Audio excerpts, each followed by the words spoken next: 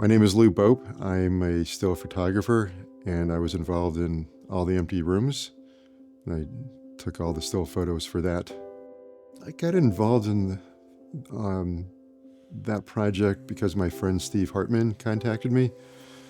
Steve is the CBS correspondent who is also in the film. And he contacted me about 8 years ago to see if I would be interested in doing this with him. And I couldn't pass it up. It started out with Steve and I traveling the country, visiting the rooms of kids that have been killed in school shootings, in which the rooms have not been touched since the child left for school that day.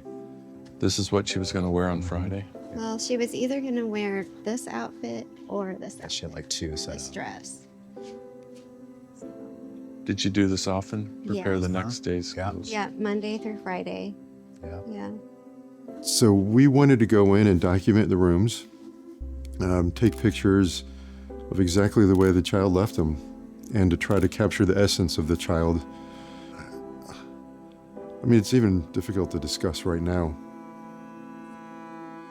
Really, at the end of the day, I hid behind my camera. You know, it's not what I normally do at all. I shoot mostly advertising campaigns, happy photos, positivity, sun flares, and action, and there's always people and pets involved in the projects that I work on. So this was completely different from what I normally do. So my approach when it came to walking in the room, taking the pictures. First of all, I'd always take off my shoes before I walked in the room. No lights, no tripod. So with this, I walked in and, I'm looking for clues to who the person is. I'm looking under beds. I'm looking all over the place. Again, I'm trying to capture the essence of the child. I always traveled with a couple R5, the Canon R5 Mark II bodies. It allowed me space and latitude to handhold everything, and not worry about technology. This technology was the last thing I wanted to think about in those spaces. When we started the project, I was using the EOS 5D Mark IV, and then I graduated to the R5, and then I graduated to the EOS R5 Mark II. So I live at 2.8 because I want whatever I'm focusing on to be the hero, and I love what 2.8 does to the background when it falls out of focus. So the bokeh to me is extremely important. So I just want that main subject to pop. Some rooms were very messy, and it looks like a child was just there, brushed her teeth, combed her hair, left, expecting to come right back. And that's the way the room was preserved.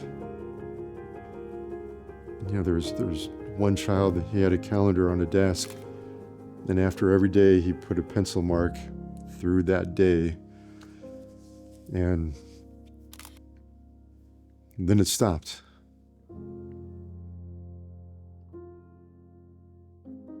I want people to feel something.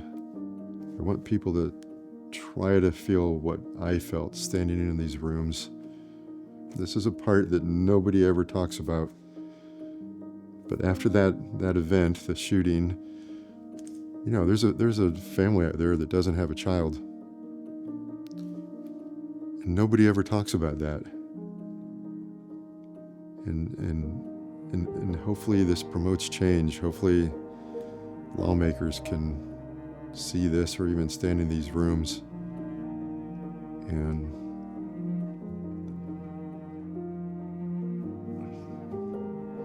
do something, anything. So for the screenings, for the accompanying gallery show, all the pictures are printed. And so that to me adds such a great element to the screening. Just seeing them up and letting people sit with them for as long as they want to. The other night, I mean, people are crying. And that's the power of photography. That's when I know I've done my job.